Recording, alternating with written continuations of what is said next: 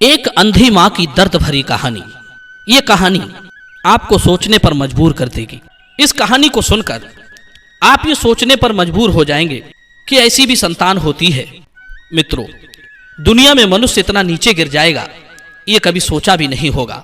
कहते हैं माँ बाप संतान के लिए भगवान होते हैं, पर इस कलयुग में संतान ही कंस की तरह निकल आए तो भगवान रूपी माता पिता की दुर्गति होना तय है। दोस्तों, दुनिया की इस चकाचौंध में मान प्रतिष्ठा के अभिमान में अंधा होकर मनुष्य अपने भगवान को ही पहचानने से इनकार कर देता है। उन माता पिता को भूल जाता है जो माता पिता मरते दम तक अपने कलेजे के टुकड़े को नहीं भूलते। चाहे वे कितने ही वृद्ध हो जाएं, आंखों से दिखना बंद हो जाए, कानों से सुनाई ना दे, फिर भी उनका हृदय, उनकी आत्मा अपने बेटा बेटियों के लिए हमेशा छटपटाती रहती है। आज मैं सुनाने जा रहा हूं एक अंधी मां की दर्द भरी कहानी जो आपके हृदय को झकझोर के रख देगी। किस तरह एक कलयुगी बेटे ने अपनी ही मां को पहचानने से इनकार कर दिया। मित्रों, इसे आप एक कहानी मत समझना, ये एक सबक है उन माता पिता के लिए जो अपने बच्चों को पढ़ा लिखा कर बहुत बड़ा आदमी बना देते हैं, पर उन्हें उन संस्कारों से वंचित कर देते हैं जो धर्म और कर्तव्यों का ज्ञान कराते हैं, जो रिश्तों के मूल्यों को समझाते हैं। अपने धर्म और कर्तव्यों का पालन ना करने वाला मनुष्य धनी हो सकता है, बहुत बड़े पद पर आरूढ़ हो सकता है, किसी कंपनी का मालिक हो सकता है, अधिकारी हो सकता है, नेता हो सकता है, पर एक अच्छा मनुष्य नहीं हो सकता, एक अच्छा पुत्र नहीं हो सकता।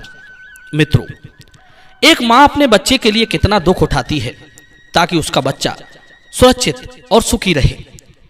वैसे ही नहीं कहते कि पुत्र मां के ऋण से कभी उद्धार नहीं होता। वास्तव में मां का त्याग, मां की ममता, मां की सहनशीलता अकल्पनीय है। और जिस बेटे के लिए वो इतना दुख उठाती है, वो बेटा कभी मां के उस दुख के बारे में नहीं सोचता, उसके त्याग के बारे में नहीं सोचता, उल्टा मां को ही दुख देने में लगा रहता है। जन्म से लेकर अपनी मृत्यु तक मां पुत्र के लिए दुख उठाती रहती है। जब बच्चा मां के उदर में होता है तब वो लात मार मार कर मां को कष्ट देता रहता है। उसके बाद जब वो जन्म लेता है तब वो मां को भयंकर पीड़ा देता है। जब वो गोद में खेलता है तब वो मां को लात मारता है। जब वो बड़ा हो जाता है तब भी वो मां को लात मार जाता है। लेकिन मां उसकी लातों को सहन करती रहती है, उससे कुछ नहीं कहती, ना उसकी पुलिस में शिकायत करती है, ना उस पर केस करती है। उल्टा जब वो किसी अपराध में फंस जाता है तो मां अपने ऊपर किए सारे जुल्म सितम को भुलाकर उसकी सलामती की दुआ करती है, मंदिर में जाती है, प्रार्थना करती है, हर उस आदमी से बात करती है जिसकी पहुंच होती है। उसे लगता है कि ये उसके बेटे को बचा सकता है, वो अपने बेटे को सदैव खुश देखना चाहती है। ऐसा होता है मां का हृदय। इसलिए संतान कभी मां का ऋण नहीं चुका पाती। मित्रों, किसी गांव में एक बिमला नाम की महिला की शादी हुई थी। उसके पति मेहनत मजदूरी करके अपनी जीविका चलाते थे। बिमला अपने वैवाहिक जीवन से बहुत खुश थी। धीरे धीरे 10 वर्ष बीत गए, पर बिमला की कोख से किसी बच्चे ने जन्म नहीं लिया। मोहल्ला पड़ोस के लोग उसे हीन दृष्टि से देखने लगे, उसे बांझ कहकर बुलाते थे। बिमला को इन बातों से बड़ी चोट पहुंचती थी, पर उसने हिम्मत नहीं हारी। वो संतान की कामना से कभी मंदिर जाती, कभी मस्जिद जाती। जो कोई जहां की कहता वो अपने पति को लेकर वहीं चली जाती। कभी वैद्य के पास, कभी डॉक्टर के पास अपना इलाज करवाती ताकि उसकी कोख से एक बच्चे का जन्म हो सके, और लोग उसे ताना देना बंद करते। मित्रों, और हुआ भी यही। काफी इधर उधर दौड़ भाग करने के बाद आखिर उसकी टेर भगवान ने सुन ली। उसकी कोख से एक बेटे ने जन्म लिया। पुत्र पाकर बिमला बहुत खुश हुई। दोनों पति पत्नी के जीवन में बहुत बड़ी खुशी आ चुकी थी। धीरे धीरे बालक के लालन पालन में दोनों का समय बीतने लगा। बालक जब 1 वर्ष का हो गया तो उसके साथ एक दर्दनाक घटना घट गई। बालक का पिता काम करने बाहर गया हुआ था। बिमला अपने बच्चे को एक जगह बैठाकर घर के कामकाज में व्यस्त थी। उसी समय बालक घुटनों के बल सरकता हुआ, खेलता हुआ घर में पड़े लोहे के कबाड़ के पास में पहुंच गया। खेलते खेलते उसने उस लोहे के कबाड़ को उठा लिया। उसके हाथों में लोहे के नुकीले तार आ गए। वो तार उसकी एक आंख में घुस गया। बच्चा बुरी तरह से जख्मी हो गया। बच्चा बुरी तरह से रोता और चिल्लाता है। आवाज सुनकर दौड़ी दौड़ी मां भाग कर आई और अपने बालक का कष्ट देखकर मां घबरा उठी। मां बच्चे को लेकर डॉक्टर के पास भागी। डॉक्टर ने बालक का इलाज किया, पर उसकी एक आंख खराब हो चुकी थी। डॉक्टर ने बताया कि माफ करना, आपका बच्चा अपनी एक आंख खो चुका है। वो अब कभी इस आंख से देख नहीं पाएगा। सुनकर मां का हृदय व्याकुल हो उठा। वो रोती चिल्लाती गिड़गिड़ाती हुई डॉक्टर से कहने लगी कि वो किसी भी तरह से बालक की आंख को ठीक करने का प्रयास करें। इसके लिए वो कुछ भी कर सकती है, पर अपने बच्चे को एक आंख से अंधा नहीं देख सकती। तब डॉक्टर ने कहा, देखो बहन, आपके बच्चे को ठीक करने के लिए क्या तुम अपनी एक आंख दे सकती हो? मां ने कहा, डॉक्टर साहब, मेरी एक आंख की छोड़ो, मैं अपनी दोनों आंखें देने को तैयार हूं। आप किसी भी सूरत में मेरे बच्चे को ठीक कर दो। मैं अपना जीवन बिना आंखों के काट लूंगी, पर बालक को इस तरह नहीं देख सकती।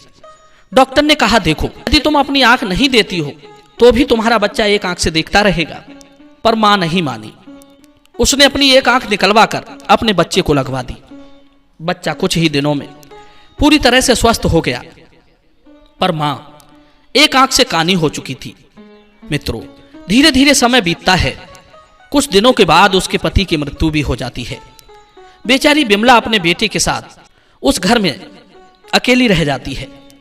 जैसे तैसे करके उसने खुद को संभाला और फिर से अपने बेटे के लालन पालन में जुट जाती है। किस्मत भी क्या अजीब खेल खेलती है। पहले बेटे की आंख फूट गई। खुद की आंख देकर बेटे को ठीक किया तो पति चल बसा। जिम्मेदारियों का पहाड़ उस एक आंख की अंधी मां के ऊपर आकर गिर पड़ा। उसे सबसे अधिक चिंता अपने बेटे के भविष्य को लेकर थी। वो किसी भी तरह से कुछ भी करके अपने बेटे को पढ़ाना लिखाना चाहती थी। इसलिए बिमला ने पड़ोस के घरों में झाड़ू पोंछा और बर्तन मांजने का काम तलाश लिया। इसी तरह से उसने अपने बेटे का पालन पोषण करना शुरू कर दिया। वो एक स्त्री होकर भी अपने बच्चे को हर खुशी देना चाहती थी। वो मेहनत मजदूरी करके उसे पढ़ाने लगी। उसके खेलने खाने की सारी चीजों का प्रबंध करती। वो अपने बच्चे को ये महसूस नहीं होने देना चाहती थी कि उसका पिता इस दुनिया में नहीं है। वो मां का सारा प्यार उसे देती और एक पिता की तरह उसे गाइड करती, समस्त जिम्मेदारियों को निभाती। बच्चे को स्कूल छोड़ना, उसे बुला कर लाना, फिर सुबह शाम बर्तन मांजने जाना, यही उसका रोज का काम था। बेटे को स्कूल ले जाते लाते बिमला को स्कूल के अन्य बच्चों ने देख लिया तो वे उस बालक को रोजाना कानी का बेटा कहकर चिढ़ाते थे। ये बातें उस बेटे को बहुत बुरी लगती थी। बेटे ने यह बात अपनी मां से कही कि उसके स्कूल के बच्चे उसे अंधी का बेटा कहकर बुलाते हैं। मुझे उनकी बातें बिल्कुल अच्छी नहीं लगती।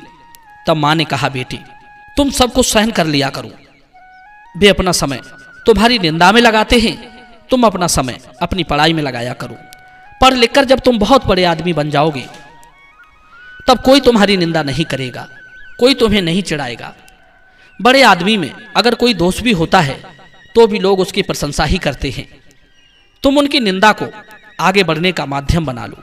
मित्रों, इस प्रकार उस बालक को मां ने समझा दिया। लड़का पढ़ने लिखने में बहुत तेज था।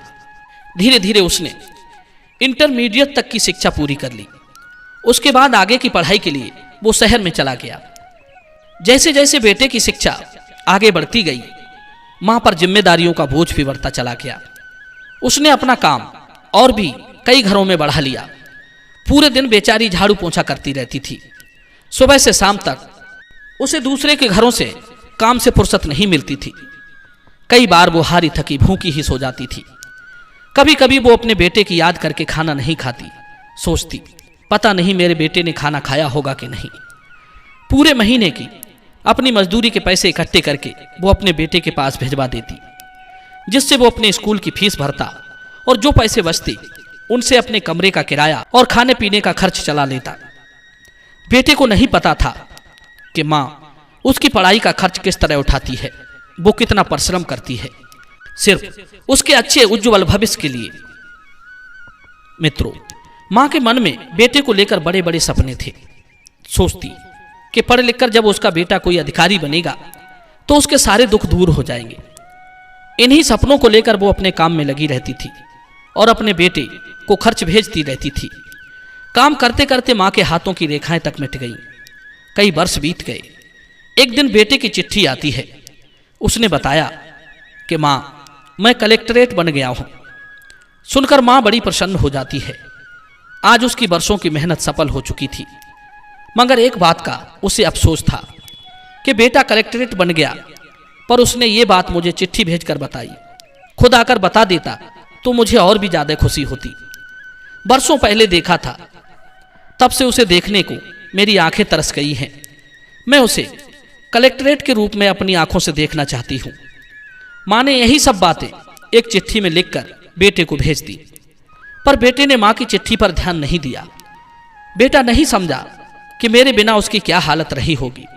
मेरे सिवा माँ का इस दुनिया में है ही कौन। वो बस अपनी दुनिया में मगन था। माँ की उसे कोई सुध बुध नहीं रही। 6 महीने बाद उसने अपने माँ के लिए एक और चिट्ठी भेजी। उसमें लिखा था, हे माँ, मैंने एक बहुत ही अमीर खानदान की बेटी से विवाह कर लिया है। यह सुनकर माँ का हृदय रो उठता है। इसलिए नहीं रोता कि उसने विवाह कर लिया, बल्कि इसलिए रोता है कि वो कलेक्टरेट बनकर अपनी माँ से मिलने तक नहीं गया, बिना माँ को बुलाए विवाह भी कर लिया। माँ बड़ी उदास हुई। सोचने लगी, मेरे कितने सपने थे। बेटा बड़ा होगा, कोई ऑफिसर बनेगा, मैं उसका विवाह करूंगी। अपनी बहू रानी को अपने हाथों से डोली से उतारूंगी, सबके घरों में मिठाइयां बांटूंगी, खुशियां मनाऊंगी। पर मन के सोचे सारे सपने सपने ही बनकर रह गए। उसने विवाह कर लिया, पर मुझे बुलाया तक नहीं। खैर, कोई बात नहीं, अब विवाह कर लिया तो दोनों खुश रहें, बस यही मेरी प्रभु से इच्छा है। मित्रों, वो माँ इस उम्मीद से रहती है कि एक दिन उसका बेटा उसकी बहू के साथ मेरे पास जरूर आएगा। धीरे धीरे फिर काफी समय बीत जाता है, पर उसकी बहू और बेटा उसके पास नहीं आते हैं। वो बूढ़ी माँ अपने बेटा और बहू को देखने के लिए छटपटाती रहती है।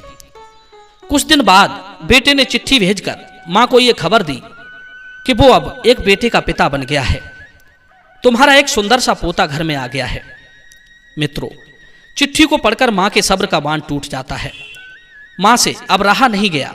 उसने सोचा, कोई बात नहीं, बेटा अगर काम काज में ज्यादा व्यस्त है, उसके पास मेरे लिए टाइम नहीं है तो ना सही, पर मैं तो उसके पास जा सकती हूँ। यही सोचकर माँ ने अपने नन्हे से पोते के लिए कुछ कपड़े खरीदे, कुछ खिलौने लिए, कुछ मिठाइयाँ लेकर तमाम अरमानों के साथ अपने बेटे के पास शहर को चल दी। सोचा, जब बेटा मुझे देखेगा तो वो खुशी से मेरी बाहों में लिपट जाएगा, मेरी खूब सेवा करेगा। मित्रों, चिट्ठी पर लिखे पते पर माँ शहर में पहुंच जाती है।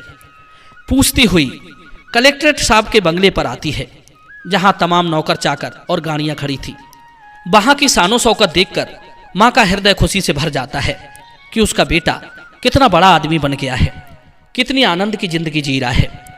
आज इसके पिता जिंदा होते तो वे कितना खुश होते। ये सब सोचती हुई माँ आगे बढ़ गई और उस बंगले के अंदर घुसने लगी तो गेट पर बैठे गार्ड ने उसे रोक लिया। गार्ड उसे देखकर सोचने लगा कि ये काली कलूटी एक आंख से कानी बुढ़िया कहाँ अंदर घुसी चली जा रही है। गार्ड ने उन्हें डांटते हुए कहा, ए बुढ़िया, इधर कहाँ जा रही हो? तुम्हें पता नहीं ये कलेक्ट्रेट साहब का बंगला है? बूढ़ी माँ कहने लगी, बेटा, मैं अपने बेटे के पास आई हूँ। यहाँ का कलेक्ट्रेट ही मेरा बेटा है। मैं अपने बेटा और बहू को देखने आई हूँ। ये मेरे बेटे का घर है। बूढ़ी माँ की बात सुनकर गार्ड हंसता हुआ बोला, ए पागल बुढ़िया, तुमने अपनी हुलिया को देखा है?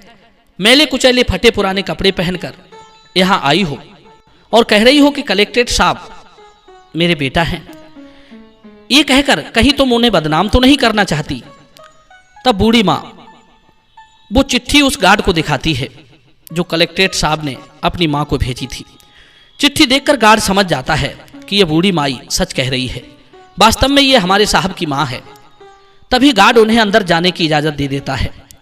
बूढ़ी माँ सीढ़ियों से चढ़कर अपने बेटे के घर में जाती है तो उसे पालने में झूलता हुआ अपना पोता दिखाई दे जाता है। वो एकदम से खुश होती हुई अपने पोते के पालने के पास जाकर उसे गोद में उठा लेती है। बच्चा एकदम से जोर जोर से रोने लगता है। बच्चे के रोने की आवाज सुनकर उसकी बहू और बेटा दोनों भागते हुए बच्चे के पास आते हैं। बहू ने देखा कि फटे पुराने कपड़ों वाली एक काली कलूटी कानी बुढ़िया जो एक भिखारिन की तरह लग रही थी, उसने उसके बच्चे को उसके गोद में देखा तो वो डर जाती है। वो सोचने लगी कि जरूर ये कोई बच्चा चुराने वाली है।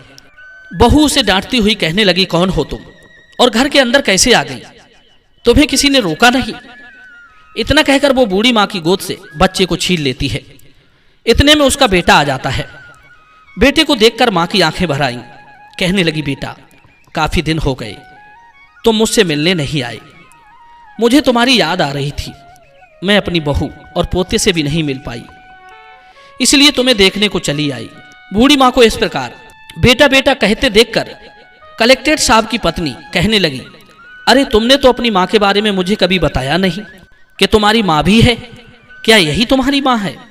तुम्हारी माँ की तो बहुत ही दयनीय दशा है। देखने से लगता है कि तुम बहुत ही गरीब घर से हो। मित्रों, पत्नी की बातें सुनकर कलेक्ट्रेट साहब को बड़ी शर्मिंदगी महसूस हुई। वो एकदम से कहने लगी, नहीं प्रिय, ये मेरी माँ नहीं है। जरूर कोई एक सड़क पर घूमने वाली भिखारिन है जो धोखे से हमारे घर में घुस आई है। अपने बेटे के मुख से अपने लिए ऐसे शब्द सुनकर माँ का हृदय फट गया। उसे गहरा आघात लगा। सोचती है, जिस बेटे के लिए मैंने पूरा जीवन लोगों के घरों में झाड़ू पोंछा चूल्हा चौका करके गंवा दिया, आज उसी बेटे ने मुझे पहचानने से इनकार कर दिया, मुझे सड़क पर घूमने वाली भिखारिन बता दिया। माँ रोती हुई बोली, बेटा मुझे माफ करना, मेरा बेटा भी तुम्हारे जैसा ही दिखता है। मैं उसे ही समझकर गलती से तुम्हारे घर में आ गई। इतना कहकर अपने आंसुओं के सैलाब को रोकती हुई वो मुड़कर चली आती है और गेट पर उस गार्ड से कहा, बेटा मुझे इन कलेक्ट्रेट साहब को एक चिट्ठी लिखनी है, क्या तुम लिख सकते हो? गार्ड ने सोचा, चलो बूढ़ी माँ है, मदद मांगती है तो कर देता हूं। इतना कहकर बूढ़ी माँ ने चिट्ठी में जो जो लिखवाया गार्ड ने सब लिख दिया। उसके बाद वो वहीं पर एक हॉल में जाती है और पंखे से लटक कर आत्महत्या कर लेती है। उधर कलेक्ट्रेट साहब अपनी पत्नी के साथ तैयार होकर बाहर आते हैं तो माँ को पंखे से झूलता देखकर उन्हें अपनी गलती का एहसास होने लगता है। वो माँ के सबके पास जाकर रुक जाते हैं। कलेक्ट्रेट साहब की पत्नी माँ के हाथ में से वो पत्र निकालकर पढ़ने लगती है। उसमें लिखा था, हे बेटी, आज मेरी बदसूरत और फटे हाल को देखकर तुमने मुझे पहचानने से इनकार कर दिया।